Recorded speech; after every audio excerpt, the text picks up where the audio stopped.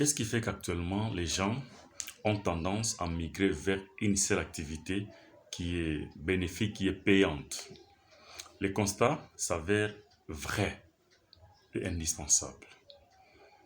Pour faire un petit rappel, dans les années antérieures, les gens s'intéressaient beaucoup plus à la musique parce que la politique n'était pas du tout très perçue par un bon nombre de la masse laborieuse. Et en son temps, c'était la musique qui était vraiment rémunératrice et les gens se donnaient beaucoup plus à la musique.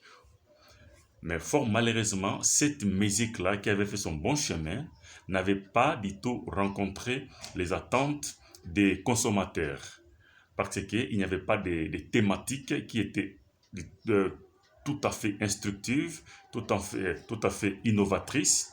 Par contre, cette bonne musique-là qui devrait servir la population ou les consommateurs du point de vue message, du point de vue éducation, n'avait pas été à la hauteur. Et actuellement, les choses ont dû basculer et la musique ne fait plus rage et actuellement c'est la politique qui est vraiment au, au sommet, qui est au summum. Alors, pourquoi les gens ont vite compris que pour se retrouver dans la vie, pour gagner de l'argent, il faut faire la politique. C'est parce que, après avoir entendu les chiffres vertigineux des détournements, des gens qui volent l'argent de l'État, ils savent que non, il n'y aura presque rien qui sera fait. On peut faire des procès, des mascarades, on peut faire tout ce que nous pouvons dire et tout ce que nous voyons. Et les gens jugent bon qu'il est mieux que nous fassions la politique. Or, un pays ne peut pas se développer ou émerger seulement avec une seule activité, qui est la politique, par exemple chez nous ici en RTC.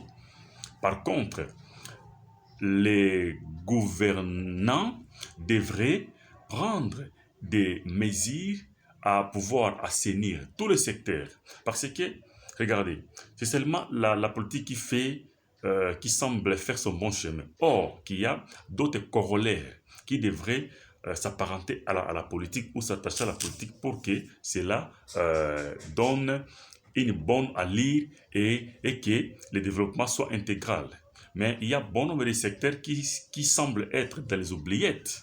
Notamment, il y a l'environnement, il y a l'économie, il y a l'entrepreneuriat, il y a l'agriculture, l'élevage, j'en passe. C'est-à-dire qu'il y a, si l'État déjà prend en charge tous ces domaines, et vous verrez que les gens ne vont plus s'intéresser à la politique, et il y aura seulement peu de personnes qui pourront s'intéresser à la politique. Par contre, les autres vont s'orienter par rapport à leur domaine qui leur semble probable et aussi par rapport aux études qu'on a eu à faire et chacun va s'orienter dans son domaine qui lui semble propice pour émerger.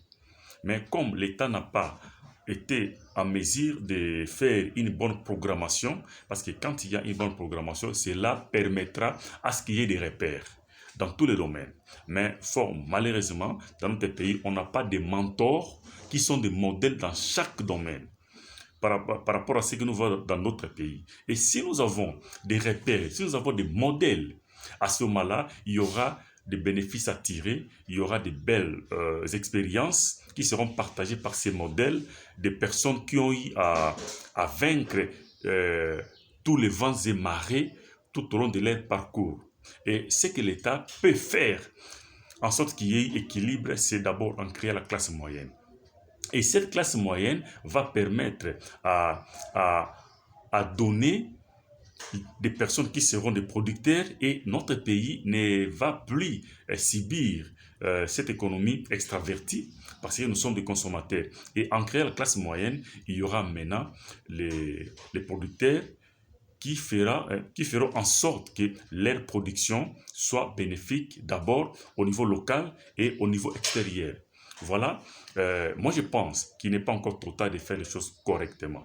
C'est-à-dire que nos gouvernants actuels ont cette possibilité-là, ont cette mobilité de faire les choses de sorte que ce climat-là soit créé. Et une fois qu'il y aura création de la classe moyenne, il y aura maintenant équilibre entre entre les bourgeois et les démunis.